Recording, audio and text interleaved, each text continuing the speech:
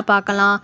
இந்த கீரையில் இரும்பு சத்து இருக்கு, புரதம், தாது பொருள், சுண்ணாம்பு சத்து, பீட்டா கரோட்டின், வைட்டமின் சி அதிக அளவில் இருக்குது. இந்த கும்புட்டிக்கீரை குளிர்ச்சி தரக்கூடிய கீரைன்னு சொல்லுவாங்க.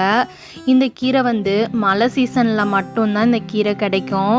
இந்த கீரையில் எதிர்ப்பு சக்தியை அதிகரிக்கக்கூடிய தன்மை அதிக அளவில் இருக்குது.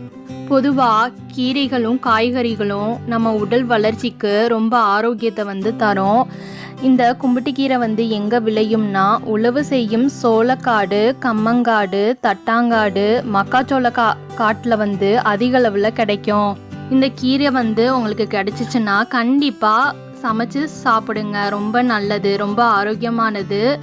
இந்த கீரை ரொம்ப டேஸ்டியாக சூப்பராக இருக்கும். கண்டிப்பாக அந்த கீரை கிடைச்சிச்சுன்னா சாப்பிட்டு பாருங்கள். இந்த வீடியோ உங்களுக்கு பிடிச்சிருந்தா லைக் பண்ணுங்கள், ரொம்ப பிடிச்சிருந்தா ஷேர் பண்ணுங்கள். மறக்காம